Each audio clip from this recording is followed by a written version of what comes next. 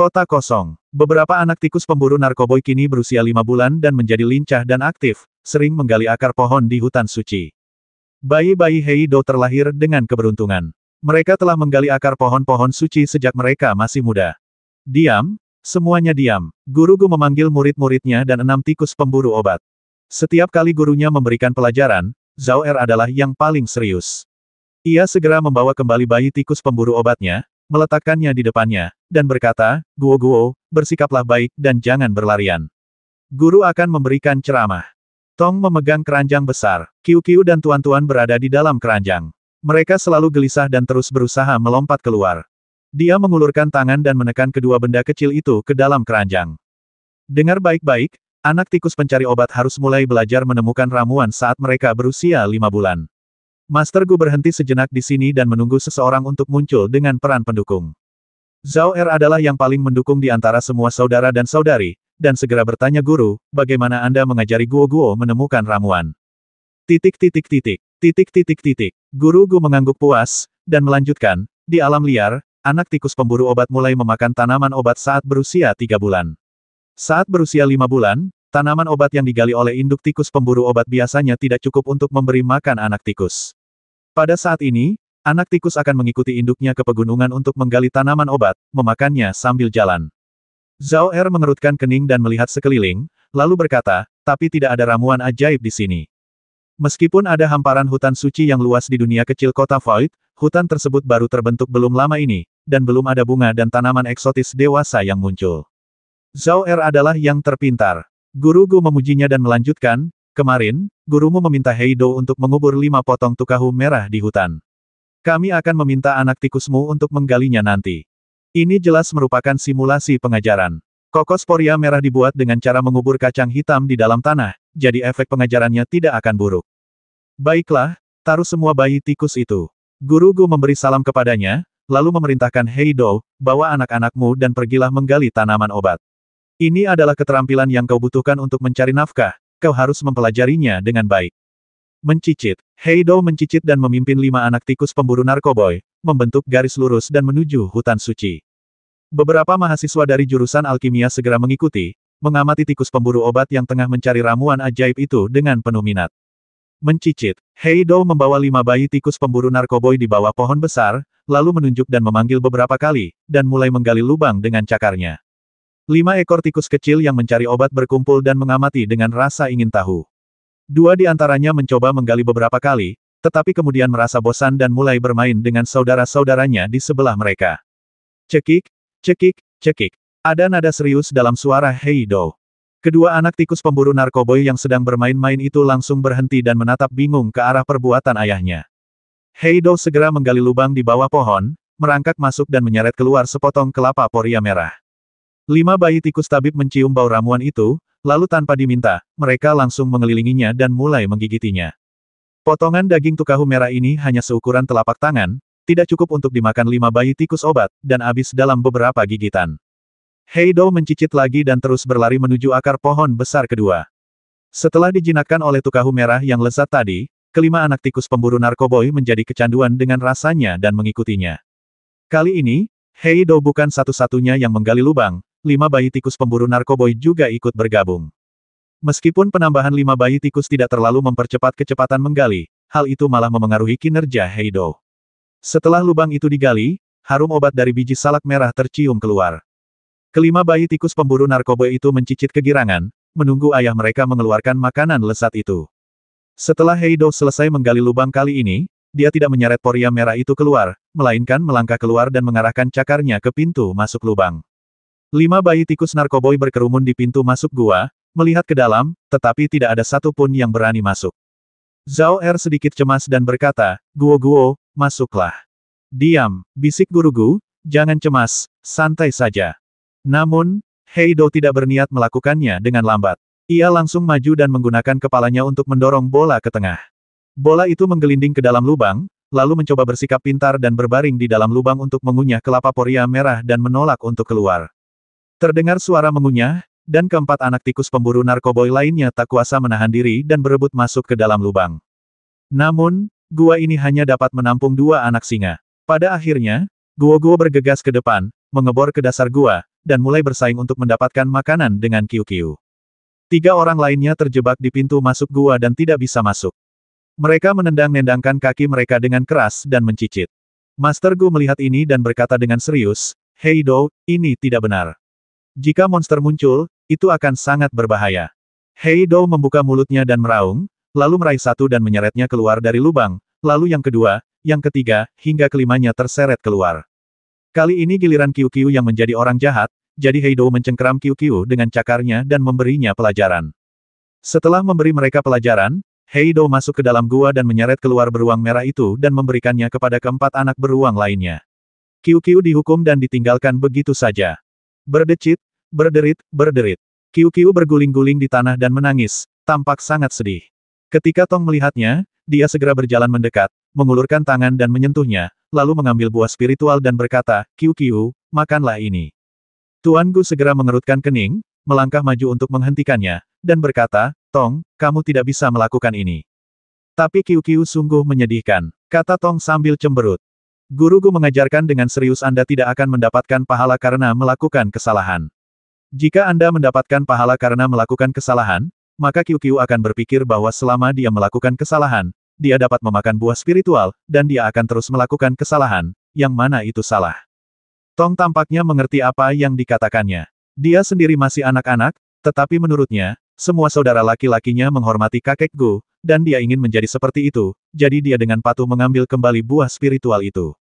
Kemudian, Hei Dou membawa kelima anaknya untuk menggali sepotong pohon kelapa poria merah. Kali ini, Hei Dou mendorong bola ke dalam lubang lagi. Tetapi kali ini kelima anak beruang itu mencoba masuk, dan seperti terakhir kali, Guo-Guo menjadi yang pertama mencapai dasar gua. Kali ini, kedua anak tikus pemburu narkoba itu tidak tinggal di dalam lubang untuk mengunyah makanan. Sebaliknya, mereka menggigit poria merah itu dengan gigi mereka dan perlahan-lahan menariknya keluar. Setelah diseret keluar, kelima anak beruang itu berkumpul dan mulai makan. Tepat pada saat ini, kilatan petir jatuh dari langit, lalu seekor burung besar menukik ke bawah, terbang di atas tanah, dan menjulurkan cakarnya untuk menangkap Hei Dou. Hei Dou segera mencoba melarikan diri, namun kecepatannya tidak sebanding dengan burung besar itu, dan ia ditangkap oleh cakar burung itu dan dibawa ke langit.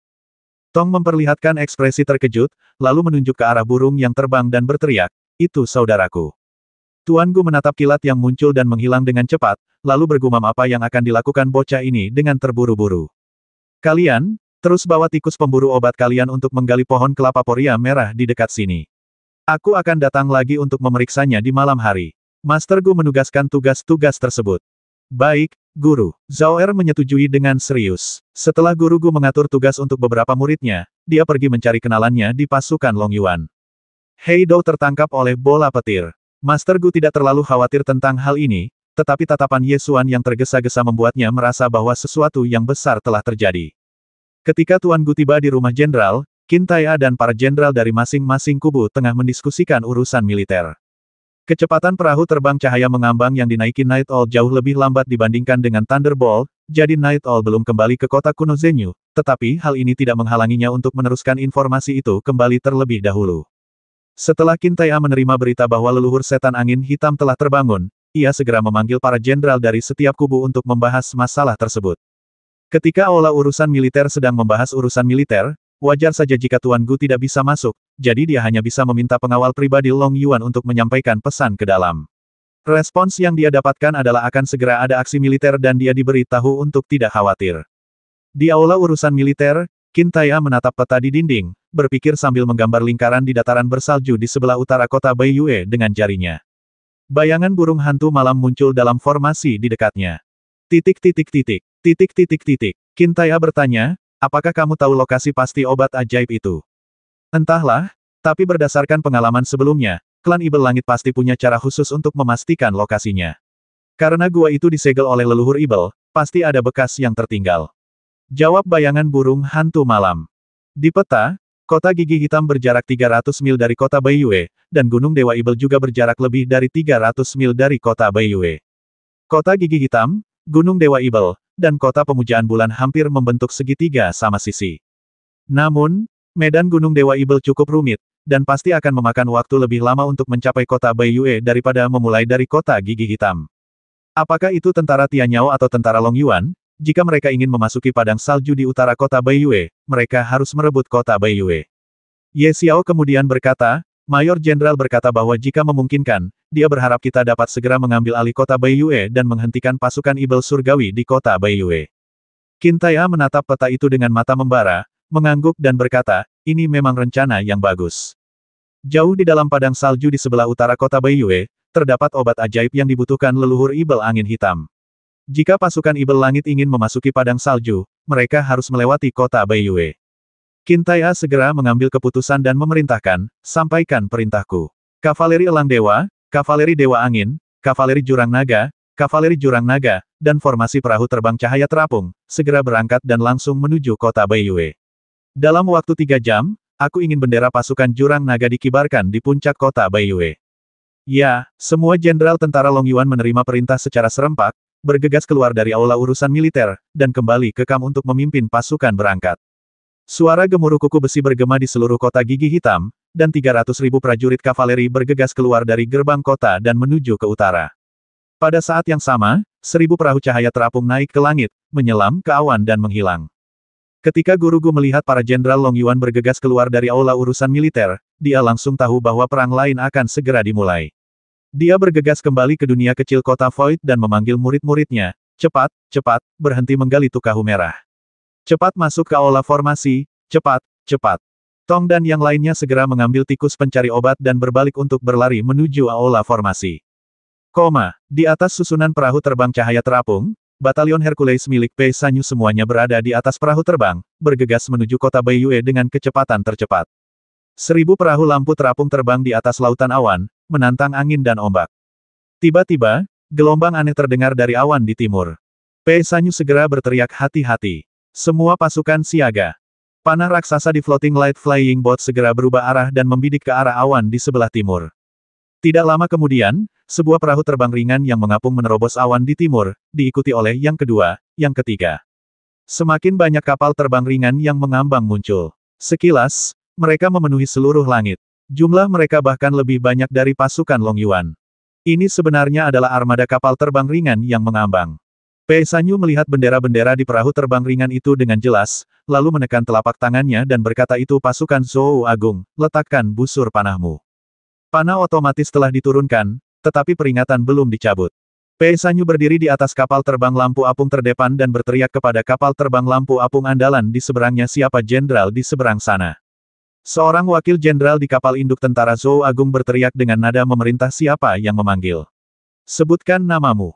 Tentara Long Yuan, Pei Sanyu. Jadi, Anda dari tentara Long Yuan. Kudengar Anda berjuang sangat keras, tetapi hasilnya tidak terlalu bagus. Wakil jenderal itu mencibir. Pei Sanyu mengerutkan kening dan mendengus, hasil pasukan Long Yuan tidak terlalu bagus. Apakah otakmu terjepit di pintu? Wakil jenderal tentara Zhou Agung menunjukkan ekspresi tidak senang di wajahnya dan mendengus, bukankah begitu? Lihat apa yang diperjuangkan tentara Long Yuanmu. Tentara itu juga dikenal sebagai tentara terkuat di Jiushu, tetapi setelah bertempur selama beberapa bulan, mereka hanya merebut satu kota Gigi Hitam. Sungguh tidak berguna. Lihatlah yang mulia, yang memimpin tentara Zhou Agung dan merebut 3 kota dalam 1 hari. Dalam 1 bulan, dia telah menduduki 17 kota di dataran salju. Apa yang bisa dibandingkan dengan tentara Long Yuan dengan kita? Pei Sanyu langsung tidak senang dan mengumpat ayam dan guk-guk macam apa yang kau pukul. Kau tidak tahu apa yang sedang terjadi.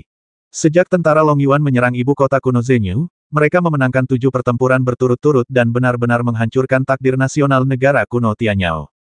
Kali ini, negara kuno Tianyao sekali lagi mengerahkan seluruh kekuatan utamanya di kota Gigi Hitam.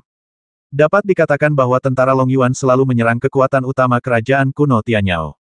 Tentara Zhou besar menyerang kota-kota dengan puluhan ribu atau ratusan ribu pembela, dan mereka dapat menendang gerbang kota hingga terbuka hanya dengan 1 tendangan. Jika kamu tidak memiliki kemampuan, akui saja. Kamu iri pada Yang Mulia karena menaklukkan 17 kota dalam 1 bulan.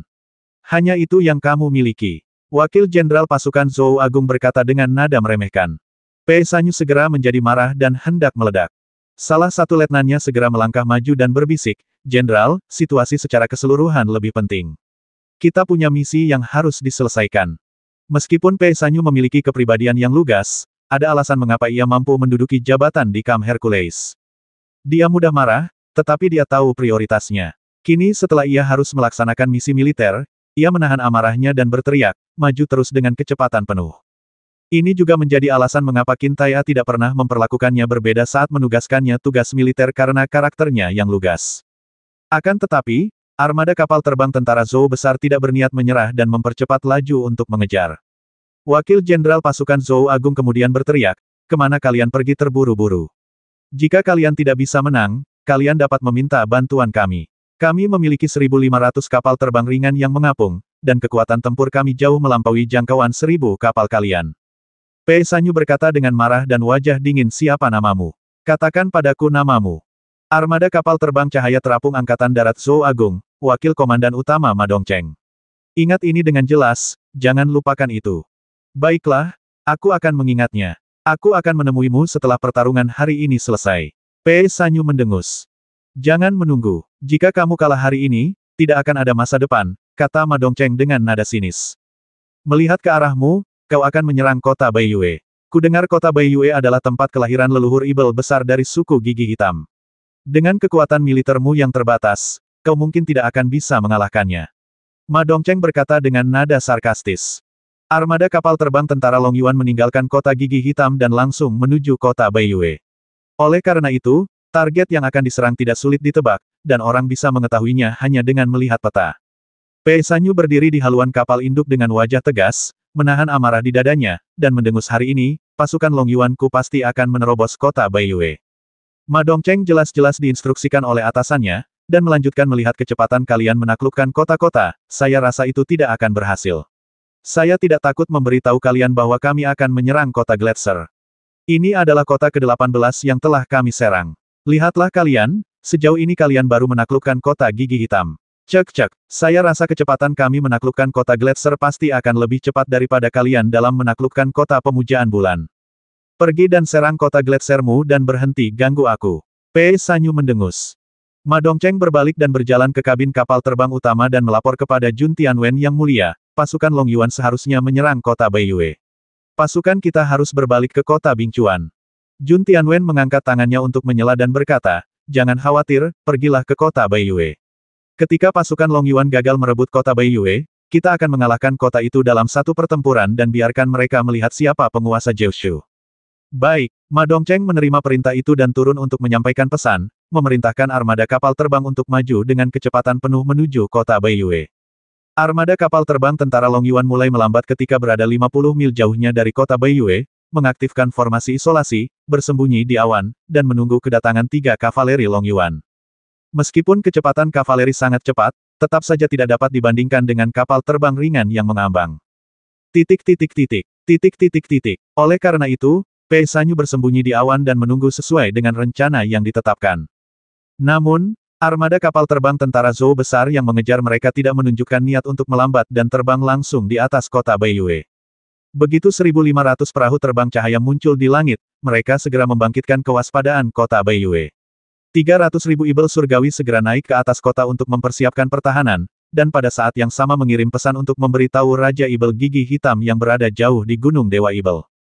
Raja Ibel Gigi Hitam, yang berada jauh di Gunung Dewa Ibel, mulai mengatur kembali pasukan Ibel Langit setelah membangunkan leluhur Ibel Angin Hitam. Ia bersiap untuk pergi ke kota Baiyue terlebih dahulu, lalu mengirim tim ke padang salju untuk mendapatkan teratai peri jiwa es.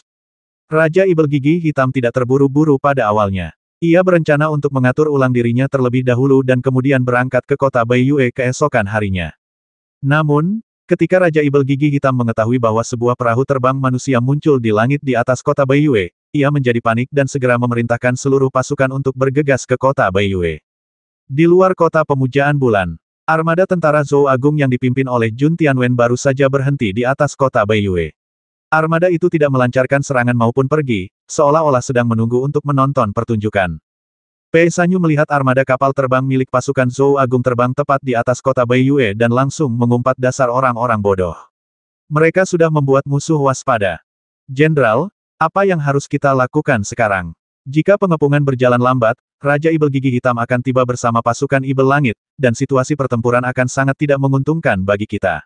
Wakil Jenderal Kam Lisi berkata dengan suara yang dalam. Pei Sanyu tentu saja menyadari hal ini dan memerintahkan cepat. Kirim pesan ke 3 unit kavaleri dan suruh mereka mempercepat langkah. Meski begitu, masih akan memakan waktu bagi 3 unit kavaleri tentara Long Yuan untuk mencapai kota Baiyue. Namun, kesempatan itu cepat berlalu. Pei Sanyu mengerutkan kening dan menatap armada tentara Zhou Agung di atas kota Baiyue. Setelah beberapa saat, dia berkata, ayo pergi. Kita akan pergi ke sana juga dan mulai menyerang kota segera. Tetapi dengan mengandalkan kekuatan kita sendiri, akan sulit untuk merebut kota Baiyue jika kita memimpin penyerangan. Jika Ibel Surgawi di kota itu keluar, kita akan menderita kerugian besar. Wakil Jenderal itu berkata dengan khawatir. Pei Sanyu mendengus dingin dan berkata, orang-orang idiot ini telah menyakiti kita, jadi jangan salahkan aku karena menyeret mereka ke dalam air. Ayo kita maju dan melancarkan pengepungan di sebelah armada tentara Zhou Agung. Ketika Ibel Surgawi di kota itu keluar, mereka pasti akan menyerang armada tentara Zhou Agung juga. Mata wakil jenderal itu tiba-tiba berbinar dan dia segera turun untuk menyampaikan perintah. Armada kapal terbang tentara Long Yuan segera keluar dari awan dan terbang di samping armada tentara Zhou Agung. Kemudian, 1000 meriam naga roh cahaya terapung melepaskan tembakan pada saat yang sama, membombardir puncak kota Baiyue. Ledakan, perang pun pecah seketika, dan anak panah yang tak terhitung jumlahnya ditembakkan ke arah kota Baiyue dari kapal terbang. Untuk sementara waktu, pasukan Tianyao di kota Baiyue menderita banyak korban.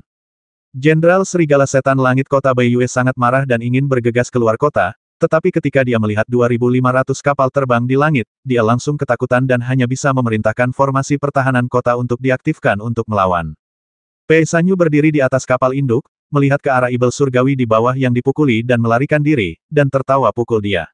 Pukul dia dengan keras. Di atas kapal induk tentara Zhou Agung, Ma Dongcheng melihat bahwa para Ibel di kota Baiyue tidak berani meninggalkan kota untuk berperang, jadi dia segera masuk ke dalam kabin untuk melapor Yang Mulia, para Ibel di kota tampaknya terintimidasi oleh armada kita dan tidak berani meninggalkan kota untuk berperang. Jun Tianwen mengerutkan kening, mengangkat tangannya dan memerintahkan armada untuk mundur 10 mil. Armada kapal terbang tentara Zhou besar segera mengubah arah dan mulai mundur. Jenderal Serigala Setan Langit yang menjaga kota Baiyue melihat bahwa susunan kapal terbang di langit terbagi menjadi 2 bagian, yang satu bagiannya tengah mundur. Situasi ini agak aneh, tetapi dia tidak bodoh dan segera menyadari bahwa ada sesuatu yang salah. Armada kapal terbang yang mundur tidak melepaskan tembakan dari awal hingga akhir, dan sekarang mereka mundur secara langsung. Jelaslah bahwa armada kapal terbang yang mundur ini tidak berniat untuk ikut berperang. Jenderal Serigala Setan Langit dari kota Baiyue langsung murka. Ia mengangkat tombaknya tinggi-tinggi, mengarahkannya ke langit, dan berteriak, "Basmi! Basmi mereka dari kota dan hancurkan armada manusia ini." Para pembela Tianyao di kota Baiyue segera terbang keluar kota dan bergegas menuju jajaran kapal terbang tentara Long Yuan. Wakil Jenderal Kamlisi berkata dengan cemas, "Jenderal, Ibel Surgawi telah keluar untuk membasmi kita." Pei Sanyu segera memerintahkan mundur. Kita juga akan mundur. Ikuti terus kapal terbang tentara Zhou Agung, kemanapun mereka mundur, kita akan mundur ke sana. Akibatnya, armada kapal terbang tentara Long Yuan segera mulai mundur, selalu menjaga jarak 100 kaki dari armada kapal terbang tentara Zhou besar. Jarak ini sangat dekat untuk pertempuran udara, dan anak panah apapun dapat ditembakkan sejauh 300 kaki. Oleh karena itu, begitu perang meletus, kapal terbang tentara Zhou besar pasti akan terkena dampaknya. Di atas kapal induk tentara Zhou Agung, Ma Dongcheng segera berteriak kepada Pei Sanyu, "Apa yang ingin kau lakukan? Keluar dari sini, kau tidak diizinkan mendekati armada kami." Pei Sanyu mendengus dingin, "Enyahlah. Jika kalian para idiot itu tidak memberitahu musuh, aku tidak akan menyerang kota ini sekarang. Kalian ingin pergi begitu saja setelah membuat masalah. Berani sekali." Ma Dongcheng secara pribadi memutar busur panah raksasa, mengarahkannya ke kapal terbang tempat Pei Sanyu berada, dan berteriak, "Menjauhlah dariku. Kalau tidak, jangan salahkan aku karena bersikap kasar." Pei Sanyu sama sekali tidak takut, malah dia tertawa terbahak-bahak, "Kalau kamu punya nyali, tembak saja kepalaku. Asal kamu punya kemampuan menahan amukan tentara Long Yuan." Ma Dongcheng tampak sangat tidak senang.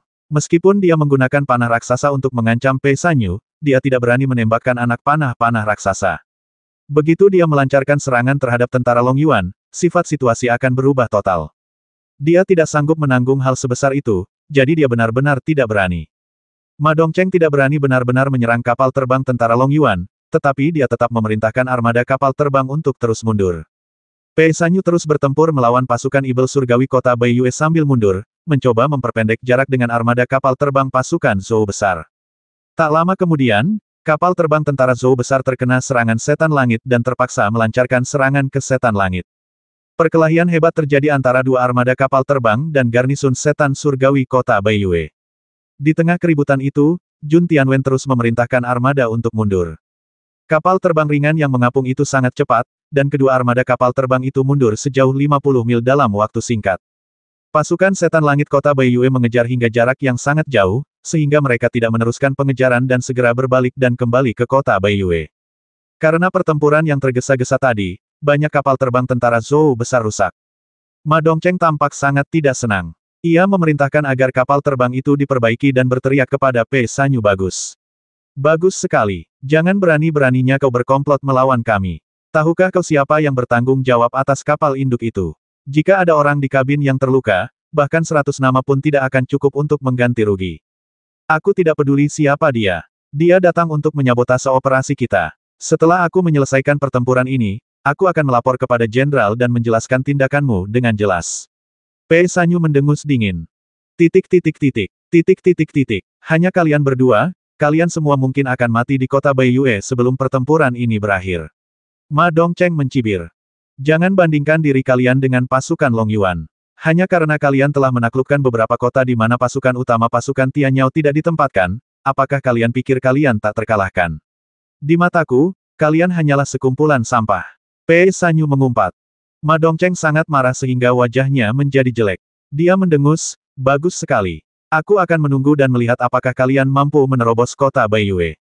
Tepat pada saat ini, dari ufuk selatan terdengar suara gemuruh kuku kuda besi. Sebuah pasukan berkuda muncul di cakrawala dan bergegas menuju sisi ini dengan cepat. Pasukan berkuda ini telah menciptakan tornado, menyapu bebatuan dan pepohonan di jalan dan bergegas menuju sisi ini. Pei Sanyu mengenalinya sekilas. Kavaleri besi Feng Shen adalah yang pertama tiba. Dia pasti bergegas setelah menerima pesan itu. Ketika Pei Sanyu melihat kavaleri besi Feng Shen muncul, dia langsung tertawa terbahak-bahak dan berkata kepada Ma Dongcheng, aku akan menunjukkan kepadamu dengan jelas bagaimana tentara Long Yuan menerobos masuk ke kota. Kavaleri Dewa Angin menyerbu tanah dengan kecepatan kilat dan menyerbu menuju kota Baiyue dengan momentum yang tak terhentikan. Jenderal Serigala yang menjaga kota Baiyue melihat pasukan berkuda manusia muncul, memperkirakan jumlah mereka, dan menemukan bahwa jumlah mereka hanya 10.000. Rasa jijik langsung muncul di matanya. Fakta bahwa ia baru saja mengalahkan armada kapal terbang umat manusia memberinya gelombang kepercayaan diri. Ketika ia melihat kemunculan 10.000 pasukan kavaleri, ia segera memerintahkan 20.000 pasukan kavaleri binatang surgawi di kota itu untuk keluar dari kota untuk bertempur. Mengaum, para penunggang binatang meraung, bergegas keluar dari kota Baiyue, dan menuju ke kavaleri besi Dewa Angin. Su Changlin memimpin serangan dan berteriak, basmi. Tombak itu melesat maju, menusuk seorang penunggang binatang ibel langit, mendorong tubuhnya maju seperti tombak, menembus penunggang binatang ibel langit, dan menyerbu menuju gerbang kota Baiyue tanpa melambat. Su Changlin meraung, kuku kudanya beterbangan, dan tornado yang diciptakan oleh energi sejatinya menghancurkan gerbang kota dan menyerbu ke dalam kota. Adegan ini terjadi terlalu cepat. Sebelum Jun Tianwen, Ma Dongcheng dan yang lainnya di armada Zhou Agung sempat bereaksi, gerbang kota Baiyue telah ditembus. Ma Dongcheng langsung menunjukkan ekspresi terkejut di wajahnya. Dia tidak menyangka gerbang kota Baiyue akan rusak secepat itu. Pei Sanyu tertawa 3 kali dan segera memerintahkan gerbang kota telah rusak. Saudara-saudara, ikuti aku untuk menyerang kota dengan seluruh kekuatan kita. Membasmi, armada kapal terbang tentara Long Yuan segera berbalik dan menuju kota Baiyue lagi. Pasukan besi Dewa Angin menyerbu ke kota. Tak ada pasukan ibel langit yang dapat melawan. Satu serangan saja dapat membelah pasukan ibel langit yang menghadang menjadi 2. Armada kapal terbang ringan yang mengambang di langit melancarkan serangan dahsyat sambil menurunkan ketinggian mereka. Batalion Hercules dan batalion pedang dan perisai melompat langsung dari kapal terbang, mendarat di atas kota, dan mulai bertarung dengan ibel surgawi. Tidak lama setelah perang pecah, kavaleri Long Yuan dan prajurit berkuda Long Yuan tiba. 300.000 prajurit kavaleri menyerang kota Baiyue, dan para pembela Tianyao di kota Baiyue segera dikalahkan, beberapa tewas dan beberapa melarikan diri. Pei Sanyu sangat senang dengan pertempuran itu. Berdiri di puncak kota Baiyue, dia berteriak kepada Ma Dongcheng di atas kapal terbang, tidak berguna. Apakah kamu melihat dengan jelas? Jika tentara Long Yuan ingin menerobos kota, itu hanya membutuhkan satu serangan. Dengan apa kamu, orang-orang yang tidak berguna, dapat dibandingkan? Ma Dongcheng tercekat oleh ini dan tidak dapat membantahnya. Wajahnya tampak agak jelek. Dia berjalan ke kabin dan melaporkan Yang Mulia, tentara Long Yuan telah menerobos kota Baiyue. Hanya setengah seperempat jam. Ekspresi Jun Tianwen tidak banyak berubah, matanya sedikit menyipit, dan dia berkata, periksa siapa komandan kavaleri ini. Baik, Kepala Kasim menerima perintah itu dan turun untuk menyerahkan tugas itu kepada pengawal rahasia kerajaan. Kalau kita hitung dengan waktu yang dibutuhkan kavaleri besi Dewa Angin untuk menerobos gerbang kota, hampir bisa dikatakan hanya dalam hitungan sepersekian detik. Para prajurit pasukan Zhou Agung semuanya sangat terkejut ketika mereka melihat pemandangan itu. Karena mereka belum pernah melihat kekuatan tempur kavaleri manusia yang begitu mengerikan, yang benar-benar menembus kavaleri binatang ibel langit dan menerobos gerbang kota dalam sekejap. Kekuatan tempur semacam ini terlalu mengerikan. Di antara pasukan Zhou Agung, ada beberapa jenderal yang benar-benar ingin mencapai prestasi besar di medan perang. Mereka tidak bisa tidak iri dengan pasukan Long Yuan yang memiliki kavaleri yang kuat. Sebagai seorang pejuang, siapa yang tidak ingin berada dalam pasukan kavaleri yang kuat, menjadi salah satu dari mereka, mengalahkan musuh dengan kekuatan yang lebih kecil, dan menaklukkan dunia. Su Changlin dan Hang Zhan memimpin kavaleri besi Feng Shen dan kavaleri Long Yuan untuk terus memburu ibel surgawi yang melarikan diri. Fang Qiangqiao melompat ke atas perahu terbang ringan yang mengapung dan berkata kepada sesepuh Departemen Formasi Akademi Kunpeng di atas perahu terbang cepat. Pasukan ibel surgawi akan segera datang dari Gunung Dewa Ibel. Segera dirikan formasi pertahanan kota di kota Baiyue. Formasi pertahanan kota yang akan segera dikerahkan di kota Baiyue langsung dibongkar dari kota Gigi Hitam. Dengan kekuatan tentara Long Yuan saat ini, sulit untuk mempertahankan kota Gigi Hitam dan kota Baiyue pada saat yang sama. Oleh karena itu, Qin Tai'a memilih untuk meninggalkan kota Gigi Hitam dan fokus mempertahankan kota Baiyue. Hanya tersisa 20.000 prajurit Long Yuan untuk mempertahankan kota Gigi Hitam, dan perintah yang diberikan adalah tidak perlu bertahan. Jika situasi pertempuran memburuk, mereka harus langsung mundur dari kota Gigi Hitam. 16 perahu terbang ringan terapung mendarat di kota Baiyue, dan Tetua Departemen Formasi Akademi Kunpeng segera memanggil pengawal Long Yuan untuk memindahkan peralatan formasi yang dimuat ke perahu terbang. Fang Qiangqiao berkata dengan cemas, Tuan Wen, saya baru saja menerima berita bahwa Raja Ibel Gigi Hitam telah memimpin pasukan Ibel Surgawi meninggalkan Gunung Dewa Ibel dan menuju ke sini dengan kecepatan penuh. Formasi pertahanan kota harus disiapkan dalam waktu 3 jam. Jangan khawatir, harta karun inti formasi sudah siap pakai. Kita hanya perlu diagram formasi. Mari kita gambar sekarang. Wen Yulin dan selusin tetua formasi menaiki perahu terbang cahaya terapung dan terbang bolak-balik di atas kota Baiyue. Berdasarkan medan kota Baiyue, mereka mulai menggambar peta formasi pertahanan kota. Setelah menyiapkan formasi pertahanan untuk ibu kota kuno Zenyu, para tetua formasi dari Akademi Kunpeng sudah sangat mengenalnya, jadi tidak butuh waktu lama bagi mereka untuk segera menggambar diagram formasi pertahanan untuk kota Baiyue. Setelah diagram formasi digambar, Wen Yulin dan belasan tetua Departemen Formasi lainnya dibagi menjadi lebih dari selusin tim, memimpin siswa Departemen Formasi dan pengawal Long Yuan untuk menyiapkan formasi pertahanan kota secara terpisah. Pada saat yang sama tentara Long Yuan menerobos kota Baiyue. Ye Xuan telah memasuki padang salju di utara kota Baiyue. Bola guntur itu terbang di atas ladang bersalju, mencengkeram kacang hitam dengan cakarnya. Hei Dou berteriak Lei Qiu, kau telur burung, lepaskan aku. Lalu Thunderball melonggarkan cakarnya. Hei Dou terjatuh bebas, menendang keempat cakarnya dan berteriak dengan suara yang lebih melengking. Thunderball menukik ke bawah dan menangkap Black Bean dengan punggungnya, sehingga Black Bean tidak hancur berkeping-keping. Hei Dou berbaring di atas bulu-bulu itu sambil terengah-engah. Ye Xuan mencubit bagian belakang leher Hei Dou, membawanya ke hadapannya, dan berkata, baiklah, berhentilah berteriak. Waktu sangat mendesak, aku tidak akan menjelaskan alasannya secara rinci. Ada obat ajaib berusia 1000 tahun di dataran bersalju ini, yang disebut teratai peri jiwa es. Kita harus menemukan obat ajaib ini sebelum klan Ibel Langit menemukannya. Hei Dou segera bersemangat dan mencicit, teratai abadi jiwa es, yang berusia 10.000 tahun. Ketika dia mendengar bahwa itu adalah obat ajaib yang dapat menyembuhkan penyakit zaman kuno, mata Hei Dou yang hitam seperti bulunya tiba-tiba berbinar. Tikus pemburu obat memiliki hasrat yang kuat terhadap ramuan langka, bahkan lebih kuat daripada hasrat seorang pecinta makanan terhadap makanan lezat. Ketika mencoba mengumpulkan informasi melalui seni mistik, mereka tidak mendengar tentang lokasi pasti teratai peri jiwa es. Padang salju ini memiliki radius 1000 mil. Mencoba menemukan gua tempat obat ajaib tumbuh selama 10.000 tahun, dan gua yang telah disegel oleh leluhur Ibel, sama sulitnya dengan mencari jarum dalam tumpukan jerami. Namun, karena Ye Xuan berani pergi langsung ke Sui Yuan, dia pasti memiliki kepercayaan diri. Karena di dalam warisan Kaisar dan 7 Absolut, terdapat catatan terperinci mengenai teratai abadi jiwa es. Faktanya, teratai peri jiwa es adalah bahan utama dari 7 pil ilahi mutlak. Oleh karena itu, warisan Kaisar Pil 7 Absolut menguraikan secara rinci sifat obat dan lingkungan pertumbuhan teratai abadi jiwa es. Yesuan bergegas datang terlebih dahulu tanpa mengetahui lokasi pasti dari teratai abadi jiwa es. Alasannya adalah lingkungan pertumbuhan teratai abadi jiwa es sangat istimewa dan perlu tumbuh di lingkungan yang sangat dingin. Oleh karena itu, bahkan di padang salju, tidak banyak tempat yang benar-benar cocok untuk pertumbuhan teratai peri jiwa es.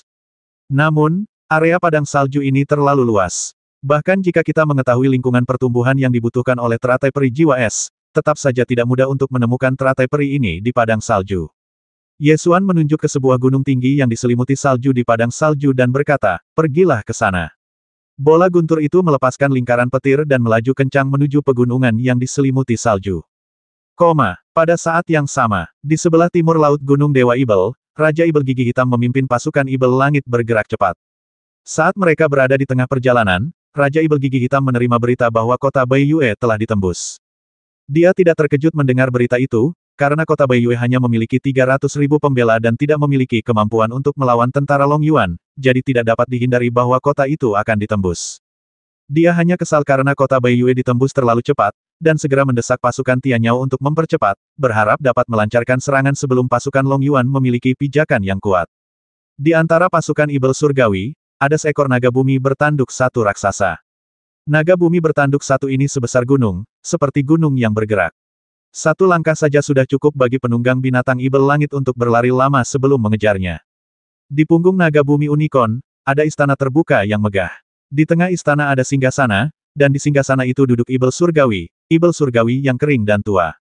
Namun, anehnya, setiap kali Ibel Surgawi ini bernafas, tubuhnya akan kembali sedikit vitalitasnya. Setan Surgawi ini secara alami merupakan leluhur dari setan angin hitam. Raja Ibel Gigi Hitam akhirnya membangunkan leluhur Ibel Angin Hitam. Sekarang dia ingin melawan pasukan Long Yuan, dia tentu saja harus mengundang leluhur Ibel Angin Hitam keluar. Untuk tujuan ini, Raja Ibel Gigi Hitam menangkap naga bumi bertanduk satu dan menempatkan istana di punggung naga tersebut, sehingga leluhur Ibel Angin Hitam dapat beristirahat di istana tersebut. Raja Ibel Gigi Hitam berdiri di bawah tahta dan berkata dengan hormat, "Leluhur Ibel, kita masih 200 mil jauhnya dari kota Baiyue. Kita bisa tiba paling lama dalam 1 jam. Saya baru saja menerima berita bahwa kota Baiyue telah direbut oleh tentara Long Yuan. Pasti akan ada pertempuran besar. Komandan tentara Long Yuan, Qin Taya, sangat sulit dihadapi. Saya khawatir leluhur Ibel perlu mengambil tindakan untuk membasminya." Setelah tidur terlalu lama, bagian tubuh leluhur Ibel Angin Hitam kecuali matanya tidak banyak bergerak. Ketika dia mendengar kata-kata Raja Ibel Gigi Hitam, dia hanya berkata dengan santai. Setelah beberapa saat, dia bertanya, "Apakah kamu telah mengirim Ibel Surgawi untuk mendapatkan obat ajaib?" Apa yang paling dipedulikannya tentu saja obat ajaib berusia 1000 tahun di padang salju, karena itulah harapannya untuk tertidur lagi. Jika dia gagal mendapatkan obat ajaib berusia 1000 tahun, itu artinya saat dia bangun kali ini, dia akan melangkah selangkah demi selangkah menuju akhir hidupnya. Jika dia tidak dapat tertidur lagi, semua usahanya akan sia-sia. Oleh karena itu, apa yang paling ia pedulikan adalah obat ajaib yang berusia 1000 tahun itu, dan hal-hal lain tidak begitu penting baginya. Jangan khawatir, leluhur Ibel. Aku telah mengirim sekelompok Ibel Surgawi tingkat tinggi ke padang salju. Aku yakin kita akan segera bisa mendapatkan obat ajaib itu. Raja Ibel Gigi Hitam menjawab dengan hormat. Namun, pada saat ini, seorang pengintai Ibel Langit melompat ke istana naga bumi, berlutut dengan satu kaki dan melapor kepada leluhur Ibel dan Raja Ibel. Tim yang dikirim untuk mendapatkan obat suci diserang oleh pasukan Jurang Naga 30 mil di sebelah barat kota Baiyue. Ada banyak korban, dan hanya satu orang yang selamat dengan luka serius. Leluhur Ibel Angin Hitam segera mengerutkan kening dan membanting sandaran tangan tahta apa. Raja Ibel Gigi Hitam bertanya, "Tim mana dari pasukan Long Yuan yang menyerang kita?" "Kavaleri Elang Ilahi," jawab Pramuka Setan Langit. Leluhur Ibel Angin Hitam berteriak dengan marah, "Apakah Ibel Surgawi yang kau kirim adalah sampah? Sebagai Ibel Surgawi, bagaimana mereka bisa dicegat oleh manusia? Dan hanya satu yang lolos." Raja Ibel Gigi Hitam tampak sedikit tidak senang, dan menjelaskan leluhur Ibel, "Kelompok kavaleri Elang Ilahi ini cukup istimewa. Tapi jangan khawatir, leluhur Ibel, aku akan mengirim Ibel Surgawi lain untuk mendapatkan obat ilahi." Dia segera berjalan turun dari Istana Naga Bumi, memanggil tim Ibel Langit tingkat tinggi, dan memerintahkan cepat. Lewati kota Baiyue dan pergi ke dataran salju untuk mengambil obat ajaib. Hati-hati dengan intersepsi pasukan Long Yuan. Pergi. Sekelompok setan surgawi tingkat tinggi lainnya lepas landas dan terbang menuju utara. Kali ini, setelah tim setan surgawi ini berangkat, tidak ada berita yang dikirim kembali tentang penyadapan. 1 jam kemudian, pasukan setan langit tiba di kaki kota Baiyue dan melihat kota dari jauh di mana api perang baru saja padam. Raja Ibel Gigi Hitam memberi perintah langsung, dan seluruh pasukan bergegas maju, bersiap untuk mengejutkan pasukan Long Yuan. Akan tetapi, ketika pasukan Ibel menyerbu kota Baiyue, kota Baiyue menerangi formasi pertahanan kota, dan Qin Tai'a sudah berdiri di atas tembok kota, tampak seperti dia telah menunggu lama. Qin Tai'a menyipitkan matanya dan mengamati Ibel surgawi di punggung naga bumi bertanduk tunggal. Dia merasa bahwa Ibel surgawi ini seperti jurang yang dalam, tanpa tahu kedalamannya. Bahkan hanya dengan melihatnya, dia bisa merasakan tekanan yang sangat besar. Raja Ibel Gigi Hitam datang ke belakang Unicorn, menunjuk ke puncak kota dan berkata, "Itu adalah Qin Tai'a, komandan pasukan Long Yuan." Leluhur Ibel Angin Hitam hanya melirik sekilas dan berkata dengan acuh tak acuh, "Seorang master alam dewa bela diri mengalahkanmu seperti ini." Raja Ibel Gigi Hitam tidak tahu bagaimana cara membela diri. Meskipun benar bahwa Qin Tai'a berada di level dewa bela diri, dia bukanlah dewa bela diri biasa. Dia adalah dewa bela diri yang dapat bertarung dengan orang kuat Shinto selama 3 hari 3 malam. Leluhur Ibel, kau sedang tidur dan tidak tahu banyak tentang Qin Tai'a. Jika dia hanya dewa bela diri biasa, aku tidak akan berani membangunkanmu dengan gegabah. Itu karena dia dan cicitnya terlalu kuat. 3 bulan yang lalu, seorang penganut Shinto yang kuat dari kuil abadi mengambil tindakan, tetapi dia tewas di tangan seorang pria bernama Yesuan. Raja Ibel Gigi Hitam menjelaskan. Siapa Yesuan? Leluhur Ibel Angin Hitam bertanya dengan sedikit tidak sabar. Raja Ibel Gigi Hitam mengamati kota pemujaan bulan, lalu mengerutkan kening dan bertanya kepada pengintai Ibel Langit, di mana Yesuan? Di mana dia? Aku tidak tahu. Kami belum melihat Yesuan sejak pasukan Long Yuan menyerang kota Baiyue. Jawab pemimpin pasukan pengintai setan langit. Sesaat kemudian, seorang pengintai setan langit melangkah maju dan membisikkan sesuatu ke telinga pemimpin pengintai. Pemimpin pengintai setan langit segera melaporkan dengan hormat melapor kepada leluhur setan dan raja setan, "Saya baru saja menerima berita bahwa 3 jam yang lalu, kilat menyambar langit." Menurut deskripsi pelatih setan langit, kilatan petir itu sangat mirip dengan elang petir yang diangkat oleh Yesuan. "Ke arah mana kau pergi?" tanya Raja Ibel Gigi Hitam. "Menuju padang salju," jawab pemimpin pasukan pengintai setan langit. Raja Ibel Gigi Hitam langsung teringat sesuatu dan wajahnya tiba-tiba menjadi gelap. Leluhur Ibel Angin Hitam menyipitkan matanya dan mendengus dingin, "Beraninya kau, semut, menginginkan obat ajaibku yang berusia 10.000 tahun. Titik. Raja Ibel Gigi Hitam khawatir leluhur Ibel Angin Hitam akan pergi ke dataran salju untuk mengambil obat ajaib, jadi dia yang pertama berbicara. "Leluhur Ibel, mari kita serang kota itu segera. Setelah merebut kota pemujaan bulan, kita akan segera memasuki dataran salju untuk mendapatkan obat ajaib." Leluhur Ibel Angin Hitam tidak keberatan dengan usulan ini. Dia melambaikan tangannya dan berkata, "Kalau begitu, mari kita serang kota. Jangan buang waktu." Menurutnya, berhadapan dengan jenderal setingkat dewa bela diri, Long Yuan, hanya masalah menggerakkan jari saja.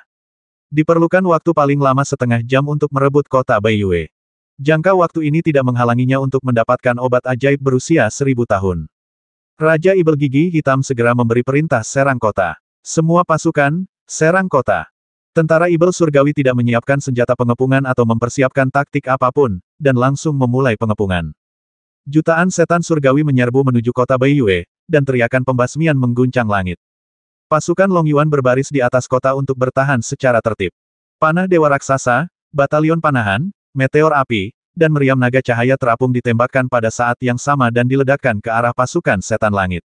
Pertempuran itu sangat sengit sejak awal. Raja Ibel Gigi Hitam melompat, terbang menuju kota Baiyue, dan meninju Qin Tai'a. Pukulan itu begitu kuat hingga menghancurkan kehampaan. Qin Tai'a melompat keluar dari atas tembok kota, mengayunkan tombak Haori, mematahkan kekuatan tinjunya, dan menendang Raja Ibel Gigi Hitam menjauh. Raja Ibel Gigi Hitam terbang mundur dan jatuh di Istana Naga Bumi. Dia menutupi dadanya dan melihat kembali ke leluhur Ibel Angin Hitam, mengerang, "Leluhur Ibel." Leluhur Ibel Angin Hitam bahkan tidak melihatnya, dan mendengus dingin. "Sepertinya aku sudah tertidur terlalu lama. Beraninya manusia rendahan sepertiku bersikap begitu lancang di depan klan Ibel surgawiku." Sambil berbicara, dia membanting sandaran tangan singgasana dan terbang keluar tanpa mengeluarkan cahaya atau energi perisai. Dia terbang maju dengan cara biasa, tetapi dia memengaruhi arah semua hal di dunia. Kemanapun dia terbang, semuanya jatuh ke depan, seolah-olah gelombang kejut tak terlihat tengah menghantam kota Baiyue. Qin Tai'a segera merasakan kekuatan yang mengerikan itu. Dia berteriak keras, membuka domain sungai es kuda besi, mengaktifkan kitab suci Dewa Perang Kuno, meraung ke langit, dan mencoba yang terbaik untuk melawannya. Wah! Kedua kekuatan itu bertabrakan, menimbulkan suara gemuruh yang memekakkan telinga, menggetarkan gunung dan sungai, serta menghancurkan angkasa. Tubuh keriput leluhur ibel angin hitam menarik napas dalam-dalam, mengangkat tangannya dan melepaskan kekuatan hukum. Qin Tai'a sudah siap, dia segera menutup pikirannya dan menahan serangan kekuatan hukum. Kekuatan hukum ini seperti angin hitam, menyebabkan badai di lautan kesadaran Qin Tai'a, dan seperti bila angin hitam yang tak terhitung jumlahnya, memotong jiwanya. Akan tetapi, setelah pikiran-pikiran ilahiyah itu ditutup, jiwa tersebut tidak lagi mampu mendengar atau melihat apapun, dan hanya sedikit terpengaruh oleh hukum pendengaran surgawi. Kekuatan hukum menyerang tubuhnya, tetapi Qin Tai'a tidak jatuh. Sebaliknya, dia mengayunkan tombak Haori dan secara aktif menyerang leluhur ibel angin hitam. 3 bulan telah berlalu sejak pertempuran besar dengan Dewa Malam Netherworld. Kekuatan Qin Tai'a telah meningkat lagi, dan tubuh Dewa Pertempuran Abadinya telah menjadi lebih kuat, dengan kekuatan yang cukup untuk menopang langit. Leluhur ibel angin hitam tidak menyangka bahwa serangan berdasarkan hukum tidak dapat membasmi seorang kultivator alam dewa bela diri. Dia sedikit terkejut dan membuka domain angin hitamnya untuk memblokir tombak Qin Tai'a. Qin Tai'a mengerahkan seluruh kekuatannya untuk melepaskan tubuh abadi Dewa Pejuang, dan bertarung sendirian melawan leluhur ibel angin hitam. Untuk sementara, dia tidak dirugikan. Raja Ibel Gigi Hitam mengamati dari kejauhan, wajahnya serius, dan menyampaikan suaranya dengan pikiran ilahinya leluhur ibel. Pikiran ilahi orang ini disegel dengan teks ilahi kuno, dan tidak terpengaruh oleh kekuatan hukum. Namun dengan cara ini, dia menjadi tuli dan buta. Awalnya, leluhur ibel angin hitam tidak tahu bagaimana Qin Tai'a menahan serangan hukum. Setelah mendengar kata-kata Raja Ibel Gigi Hitam, dia langsung mengerti apa yang sedang terjadi. Dia mendengus dingin dan memadatkan medan angin hitam menjadi jutaan bilah angin hitam, membasmi Qin Tai'a dari segala arah. Qin Tai'a memutar tombak Haori, mengubahnya menjadi roda angin api dan melindungi seluruh tubuhnya dengan erat. Senjata Haori mengenai bilah angin hitam, menimbulkan serangkaian suara keras. Kadang-kadang, beberapa bilah angin hitam menerobos halangan tombak Haori dan roda angin api dan menebas Qin Tai'a, namun mereka hanya menggores beberapa garis di tubuh abadi Dewa Pejuang dan gagal menembus pertahanan tubuh abadi Dewa Pejuang. Leluhur ibel angin hitam terkejut lagi. Dia menemukan bahwa jenderal manusia di depannya memang lebih kuat dari yang dia duga. Dia baru saja bangun dan belum pulih ke kekuatan puncaknya. Butuh waktu baginya untuk membasmi jenderal manusia di depannya. Alasan mengapa dia membiarkan Raja Ibel Gigi Hitam menyerang kota itu adalah karena dia berpikir hanya butuh waktu setengah seperempat jam paling lama untuk membasmi jenderal dewa umat manusia, yang tidak akan mempengaruhi masuknya dia ke padang salju untuk mendapatkan obat dewa. Namun, sekarang situasinya sedikit berbeda dari yang diharapkannya. Membasmi jenderal manusia di depannya bukanlah sesuatu yang dapat dilakukan dalam waktu singkat. Kemudian, segalanya berubah total. Jika dia terlambat 1 jam di sini, dia akan terlambat 1 jam memasuki padang salju untuk mengambil obat ajaib. Jika dia terlambat 1 hari, dia akan terlambat 1 hari. Setelah membuang-buang waktu sekian lama, jika obat ajaib itu diambil orang lain, maka bangunnya kali ini sama saja dengan mencari kematian. Ekspresi leluhur setan angin hitam berangsur-angsur berubah jelek. Pengepungan menjadi semakin intens. Ratusan ribu setan surgawi menyerbu kota Baiyue dari langit dan tanah seperti air pasang, seolah-olah mereka dapat menelan segalanya. Gelombang anak panah ditembakkan dari atas tembok kota, mengubah setan surgawi menjadi landak dan jatuh. Di langit, para penunggang binatang elang serigala dan susunan perahu terbang cahaya yang mengambang sedang bertarung. Satu persatu, binatang elang serigala terbasmi dan jatuh dari langit. Api perang telah mencapai klimaksnya dan tidak jelas pihak mana yang akan menang dalam jangka pendek. Namun, tentara Long Yuan memiliki formasi pertahanan kota besar sebagai penghalang, yang memberinya keuntungan besar, dan tentara Tianyao menderita banyak korban. Dalam situasi seperti itu, kunci hasil pertempuran ini terletak pada leluhur ibel angin hitam. Selama leluhur ibel angin hitam membasmi Qin Tai'a, pasukan Long Yuan secara alami akan dikalahkan. Raja Ibel Gigi Hitam melihat kunci pertempuran dan berteriak keras leluhur Ibel, cepat basmi jenderal dewa manusia, nasib suku Gigi Hitam bergantung pada leluhur Ibel. Leluhur setan angin hitam telah hidup selama ribuan tahun, jadi wajar saja jika dia melihat situasi pertempuran dengan jelas hanya dengan sekali pandang. Matanya dingin saat dia melancarkan serangan ganas lainnya ke arah Qin Tai'a, menantang batas kekuatannya sendiri berulang kali, dengan setiap serangan menjadi lebih ganas daripada sebelumnya.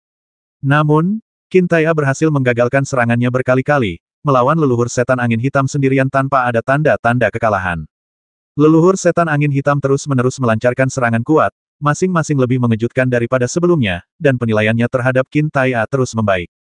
Awalnya dia berpikir dia bisa menghancurkan Qin Taiya sampai mati hanya dengan jentikan jarinya, tetapi sekarang dia tiba-tiba menyadari bahwa dia tidak memiliki jurus pembasmi terkuat dan tidak dapat membasmi lawannya sama sekali. Ekspresi leluhur Ibel angin hitam menjadi semakin buruk.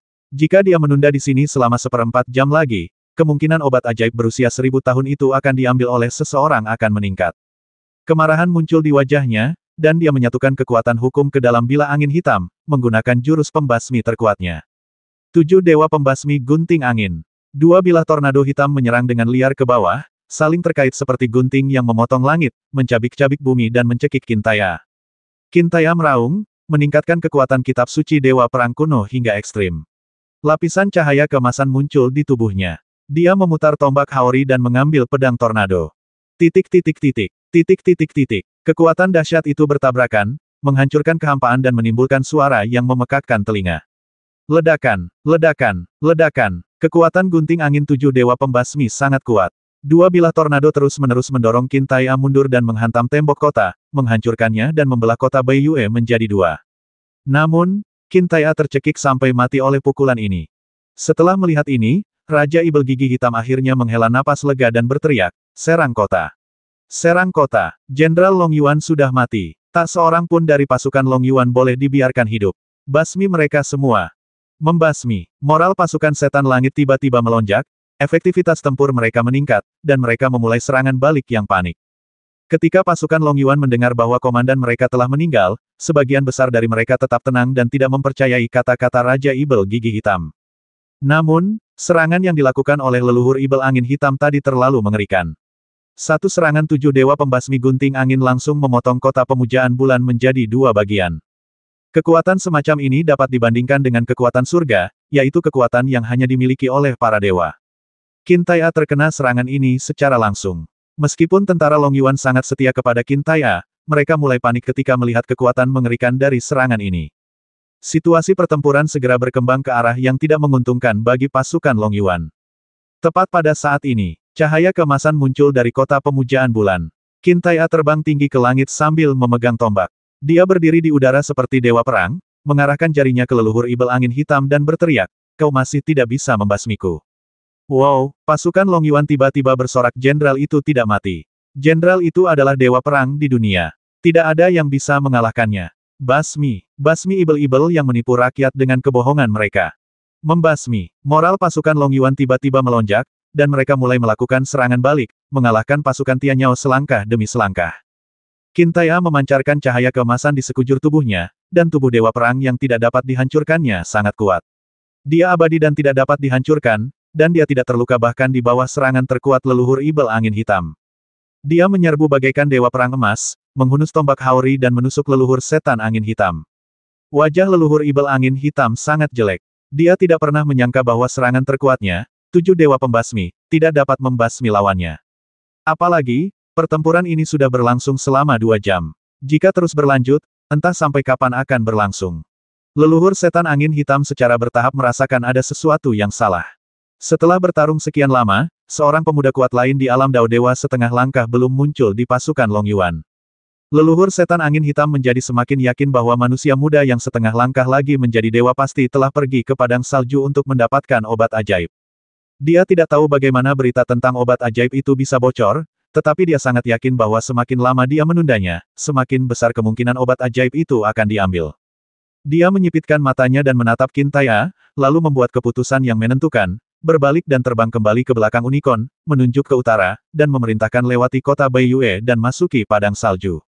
Naga bumi bertanduk satu meraung ke langit, berbalik ke barat, dan bersiap untuk melewati kota Baiyue dan memasuki padang salju.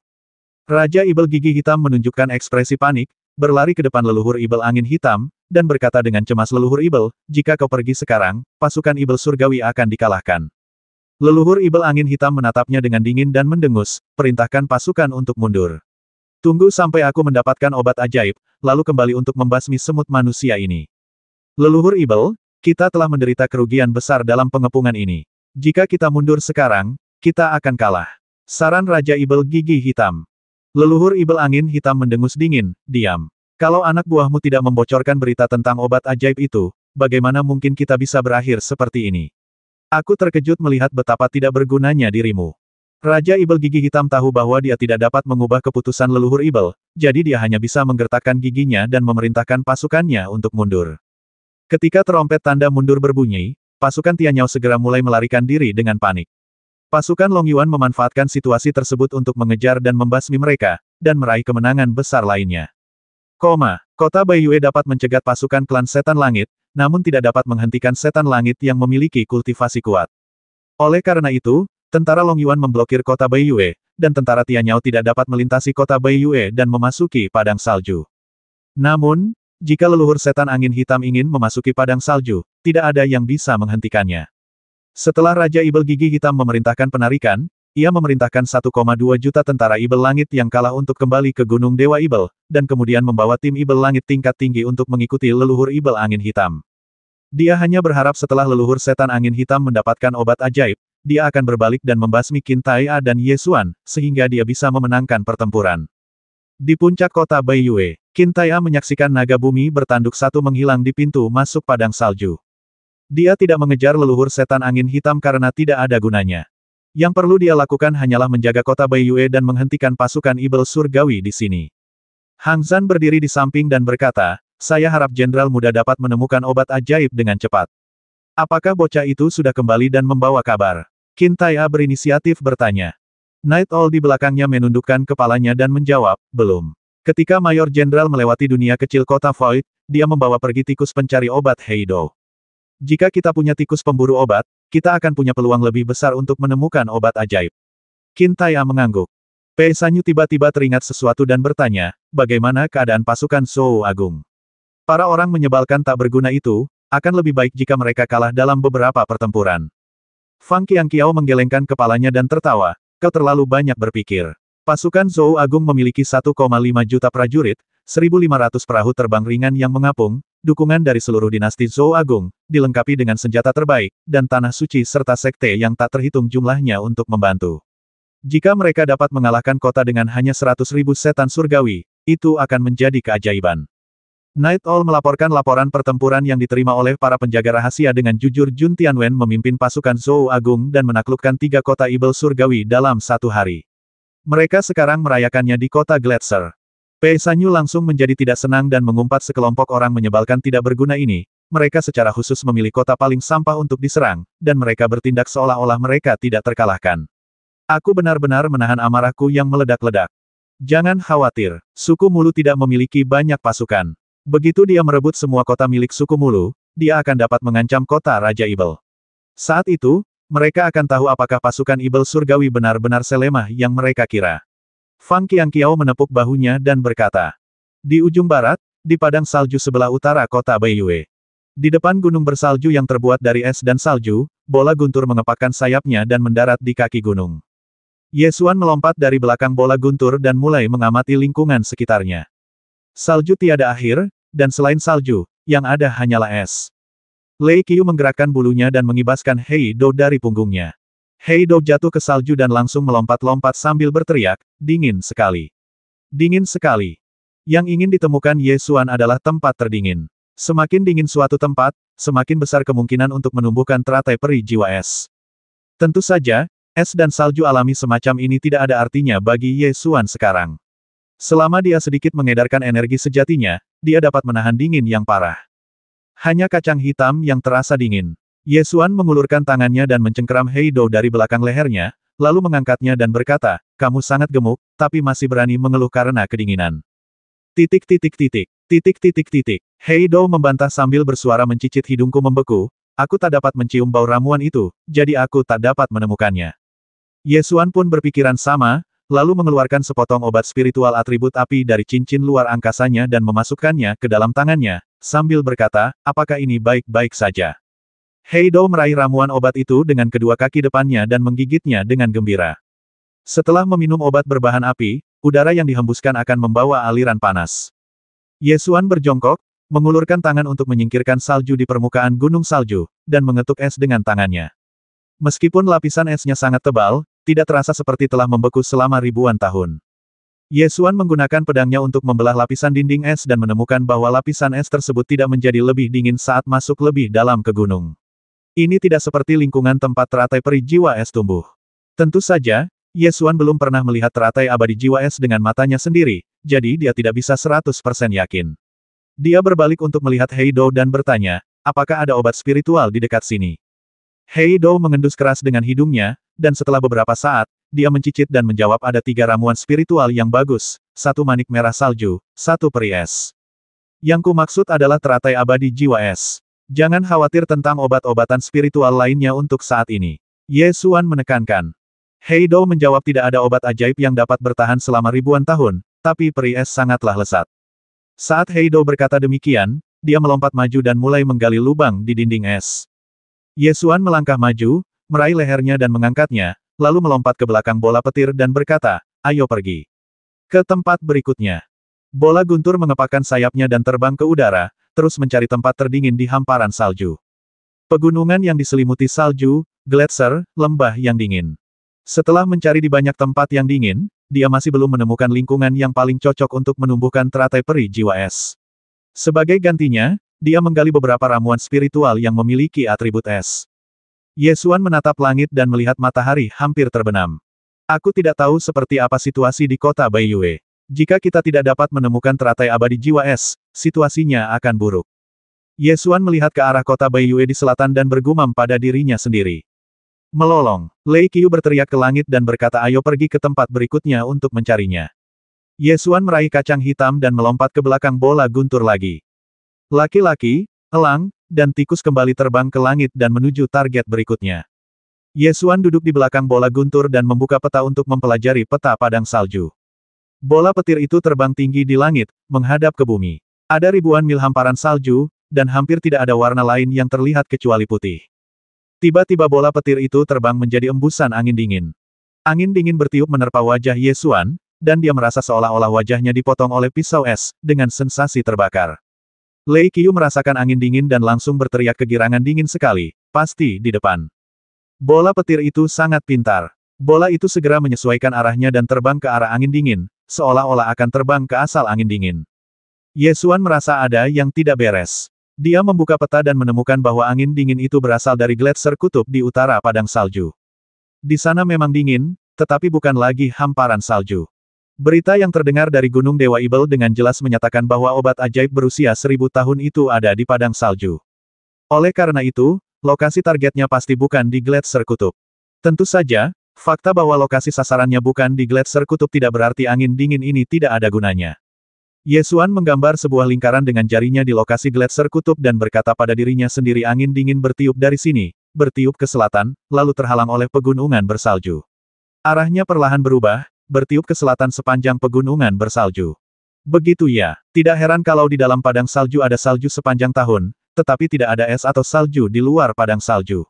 Inilah alasannya. Pegunungan padang salju menghalangi angin dingin yang bertiup dari gletser kutub dan menjebak angin dingin di dalam padang salju.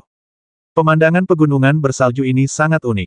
Sisi timur pegunungan tertutup salju, tetapi tidak banyak salju di sisi barat, dan kadang-kadang beberapa pohon hijau dapat terlihat. Angin dingin terhalang oleh pegunungan salju, jadi tempat terdingin berada di sepanjang garis di sisi timur pegunungan salju. Disinilah angin dingin bertiup paling kencang. Ye Xuan menunjuk ke arah pegunungan bersalju di sebelah barat dan berkata, bola petir, pergilah ke sana, pergilah ke sana. Meskipun Lei Qiu merasa cuaca di utara lebih dingin, dia tidak keberatan dengan perintah itu dan berbalik untuk terbang ke barat. Sesaat kemudian, seorang pria, seekor elang, dan seekor tikus mendarat di sisi timur pegunungan salju, lalu mencari lembah dan gua es di sepanjang pegunungan. Tak lama kemudian, Ye Xuan menemukan tempat yang sangat dingin di pegunungan salju. Meskipun dia tidak tahu apakah itu tempat terdingin, setidaknya itu salah satu tempat terdingin. Itu adalah danau beku, danau yang benar-benar beku, pada dasarnya bongkahan es raksasa menutupi daratan. Ye Xuan mengetuk es dengan pedangnya, tetapi tidak tahu seberapa dalam es itu.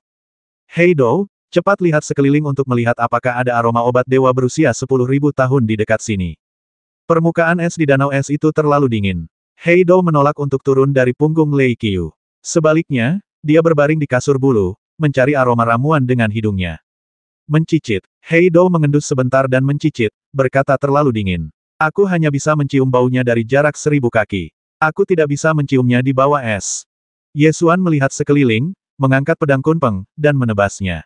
Energi pedang itu begitu kuat hingga membelah danau es menjadi dua dengan suara ledakan. Seluruh danau es runtuh, dan aliran air yang sangat dingin terjepit oleh es dan menyembur keluar dari dasar danau. Dalam keadaan yang sangat dingin ini, air yang tidak membeku memiliki efek ajaib saat memurnikan ramuan tertentu. Ye Xuan mengeluarkan labu dan menerima labu. Suara runtuhnya danau es menarik perhatian setan surgawi di dekatnya. Sekelompok setan langit terbang dari arah timur, jumlahnya ada 7 atau 8, semuanya merupakan setan langit tingkat rendah yang berpenampilan mengerikan dan ganas. Ye Xuan tidak tahu seperti apa selera estetika para ibel surgawi, tetapi dari sudut pandang estetika manusia, ibel surgawi tingkat rendah ini memang jelek. Setan surgawi terkemuka terbang di atas danau es, menunjuk ke arah Ye Xuan, dan berkata dengan heran beberapa manusia benar-benar berani datang ke sini.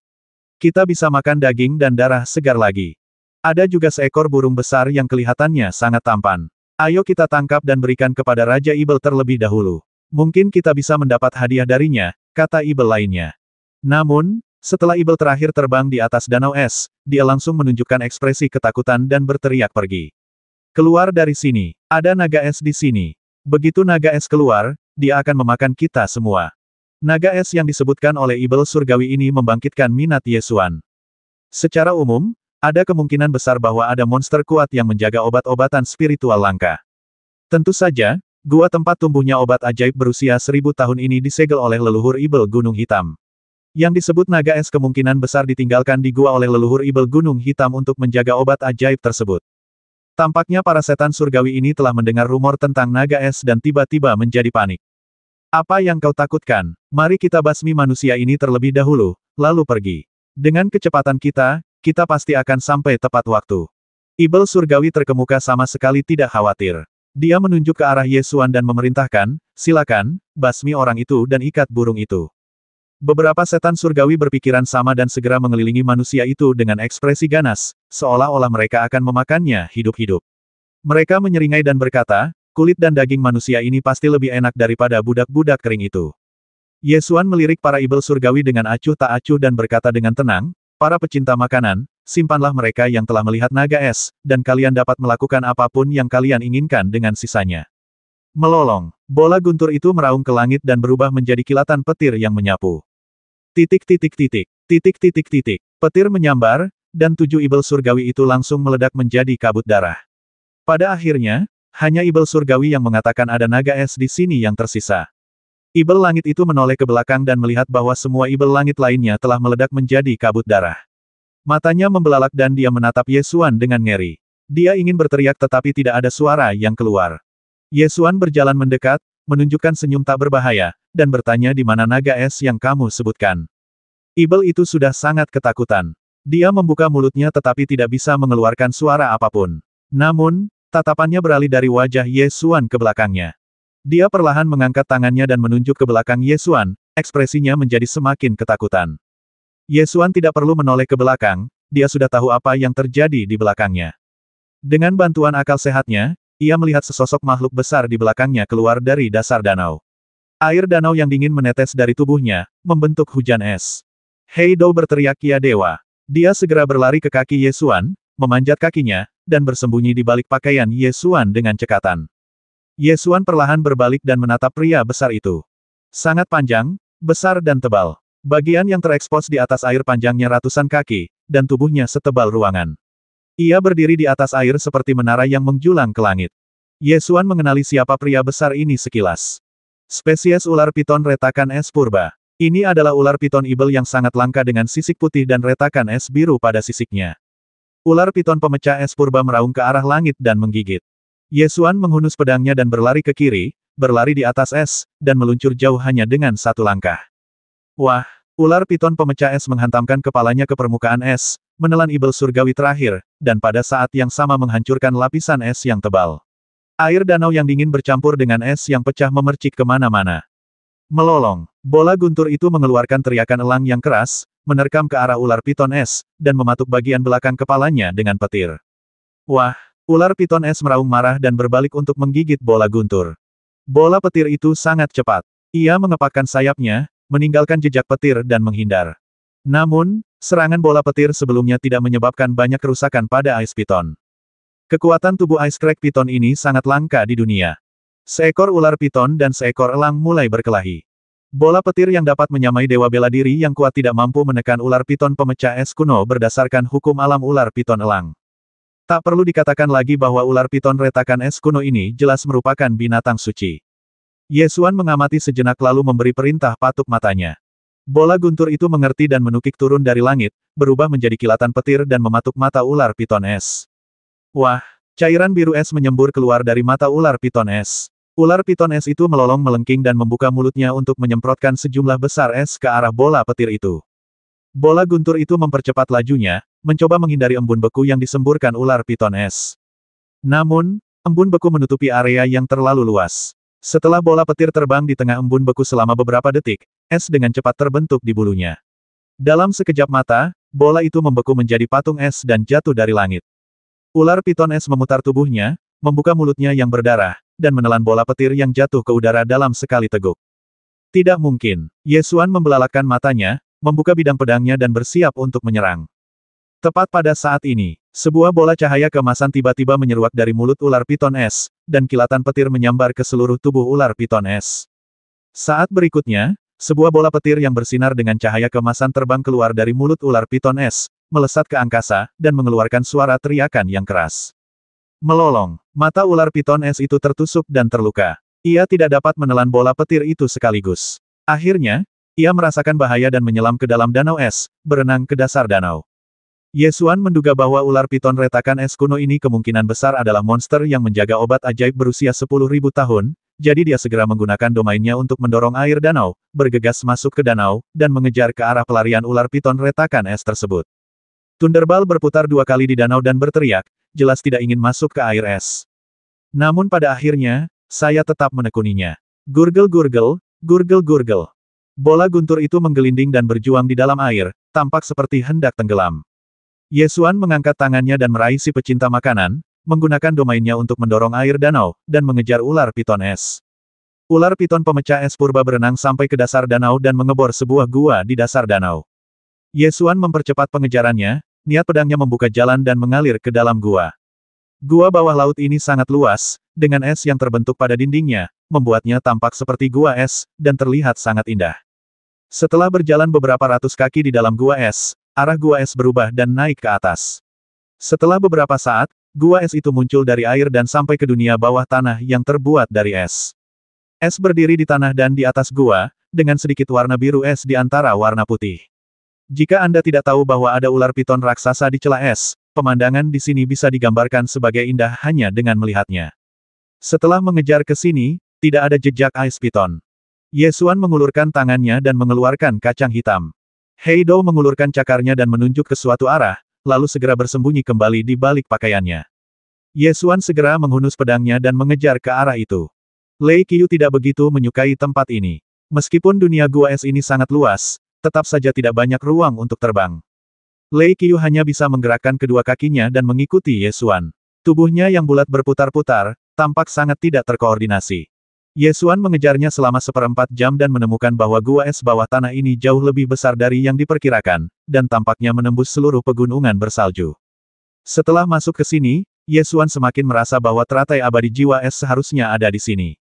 Lingkungan di sini sangat cocok untuk pertumbuhan teratai abadi jiwa es. Hanya di tempat tersembunyi seperti itu obat ajaib dapat tumbuh selama 10.000 tahun tanpa ditemukan.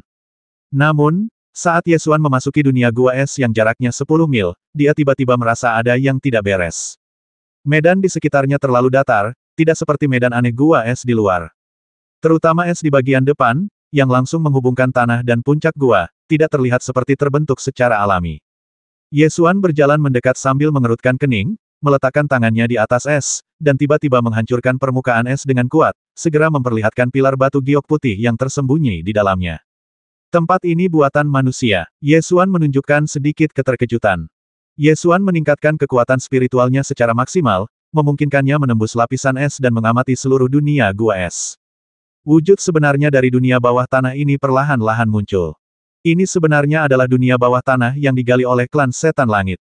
Gaya arsitekturnya agak mirip dengan yang terlihat di kuil Mohou. Ye Xuan merasa bahwa ini kemungkinan besar adalah kuil ibel surgawi dari zaman kuno. Tidak heran ada ular piton pemecah es kuno di sini. Ternyata ada rerun dewa kuil kuno di sini. Ye Xuan langsung memikirkan pertanyaan paling penting, apakah obat ajaib berusia 1000 tahun itu ada di sini. Anda dapat menjelajahi kuil gua es ini kapan saja. Yang terpenting sekarang adalah menemukan obat ajaib berusia 1000 tahun dan jangan biarkan ibel surgawi mengambilnya. Ye Xuan mengulurkan tangannya, mengeluarkan kacang hitam, dan berkata, cepat cium dan lihat apakah ada obat ajaib berusia 10.000 tahun di dekat sini. Heido mendengus, menggelengkan kepalanya dan mencicit, tidak ada aroma obat spiritual sama sekali. Ye Xuan sedikit mengernyit dan mulai berpikir. Tidak ada bau obat spiritual sama sekali. Jadi apa yang dijaga ular piton retakan es purba ini? Mungkin ada sesuatu yang menjaga di kuil gua es ini. Tunggu sebentar, tidak ada aroma obat spiritual sama sekali. Heido, apakah kamu yakin tidak ada aroma obat spiritual sama sekali? Tanya Ye Xuan. Heido Zizi menjawab ya, bahkan tidak ada pengobatan spiritual tingkat terendah. Ini tidak normal. Ye Xuan mengamati lingkungan sekitar dan menemukan bahwa lingkungan di sini sangat cocok untuk pertumbuhan pengobatan spiritual atribut es.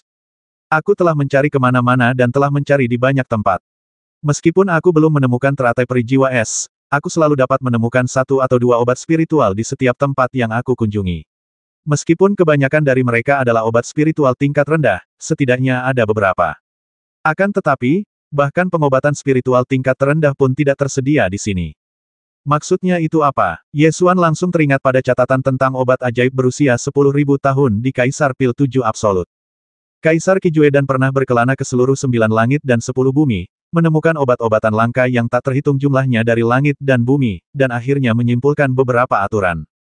Ketika suatu obat spiritual tumbuh menjadi obat ajaib berusia 1000 tahun, hal itu tidak akan menyebabkan obat spiritual lain tumbuh dalam kisaran tertentu. Fenomena ini sangat mirip dengan monster. Ketika Raja Binatang Buas muncul di hutan, tidak akan ada monster lain yang muncul di sekitar gua Raja Binatang Buas tersebut. Sekarang, tidak ada lagi aroma obat spiritual di kuil gua es ini. Kemungkinan besar obat ajaib berusia ribuan tahun itu telah menyerap semua energi spiritual di sekitarnya, sehingga mustahil bagi obat spiritual lainnya untuk tumbuh. Dengan kata lain, obat ajaib berusia 1000 tahun kemungkinan besar ada di sini. Setelah Ye Xuan mengetahui hal ini, dia terus mengejar ke arah di mana ular piton es melarikan diri. Saat kami perlahan masuk lebih dalam ke kuil gua es, setan-setan surgawi mulai bermunculan, dan mereka tampak sangat kuat. Mereka hanyalah ibel surgawi yang telah mati, membeku menjadi patung es. Beberapa dari mereka memegang senjata seolah-olah sedang bertarung, sementara yang lain terbelah menjadi 2 dan tewas dalam pertempuran. Setan-setan surgawi yang mati ini membeku menjadi es, tetapi masih mempertahankan penampilan seperti manusia hidup. Ketika melihat setan-setan surgawi ini, Ye Xuan langsung berpikir kalau tempat ini kemungkinan telah hancur pada zaman dahulu kala, sama seperti kuil Mohou.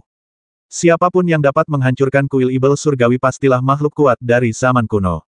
Ye Xuan tiba-tiba berpikir, mungkinkah kuil gua es ini juga telah dihancurkan oleh Kaisar Dewa Qing Qiao? Jadi, dia mengetuk pedang Kunpeng dan berkata dengan pikiran sucinya, bangun dan lihatlah ini. Apakah itu dilakukan oleh Kaisar Ilahi Qing Qiao? Kaisar Binatang Kunpeng terbangun, melihat sekeliling sebentar, dan berkata Kaisar Binatang ini dan Qing Qiao telah bertarung melawan setan langit selama 10.000 tahun. Kami telah menghancurkan wilayah setan langit yang tak terhitung jumlahnya. Butuh waktu lama bagimu, dan kaulah yang menyebabkan kematian. Apakah kau masih ingat? Namun, dilihat dari cara setan langit ini mati, itu bukan perbuatanku. Jika aku menggunakan cakarku, mereka akan hancur berkeping-keping. Melihat bilahnya, sepertinya Qing Qiao yang melakukannya. Ye Xuan terus berjalan maju dan segera melihat gerbang kuil gua es. Ini adalah gerbang yang sangat megah, berdiri di dunia bawah tanah, ditutupi dengan es, seperti istana es. Gerbang kuil gua es terbuka, dan ada bekas pedang yang jelas di gerbang setinggi 100 kaki itu. Pintu ini tampaknya terbelah oleh pedang. Ye Xuan tidak hanya mengagumi pria kuat yang menerobos masuk ke sini. Kaisar Binatang Kunpeng tiba-tiba menjadi bersemangat dan berkata, melihat bekas pedang itu, sepertinya itu adalah hasil karya Qing Qiao. Qing Qiao pasti pernah ke sini, tetapi aku tidak punya kesan apapun tentangnya. Sepertinya dia datang ke sini sendirian dan aku tidak ada di sana. Perang saat itu sangat sengit, terkadang pertempuran pecah di banyak tempat, dan aku hanya bisa bertemu Qing Qiao sekali setiap beberapa bulan. Ketika Ye Xuan mendengar bahwa itu adalah hasil karya Kaisar Dewa Qing Qiao, dia menjadi lebih tertarik. Mungkin masih ada jejak Kaisar Dewa King Qiao yang tertinggal di kuil Gua Es ini. Ye Xuan menarik napas dalam-dalam dan melangkah ke kuil Gua Es. Pada saat yang sama, di dataran bersalju di ujung barat, seekor naga bumi bertanduk satu raksasa berlari di atas salju. Setiap langkahnya dapat menempuh jarak 1000 kaki, seperti gunung yang bergerak. Naga bumi unicorn adalah target yang terlalu besar, dan pasukan Zhou Agung telah merebut sebagian besar kota di dataran bersalju. Oleh karena itu, para pengintai pasukan Zhou Agung segera menemukan naga tanah bertanduk satu itu. Setelah mengumpulkan informasi dari semua pihak, mereka mengetahui bahwa orang yang membawa punggung naga tanah bertanduk satu itu adalah leluhur Ibel dari suku gigi hitam yang baru saja terbangun.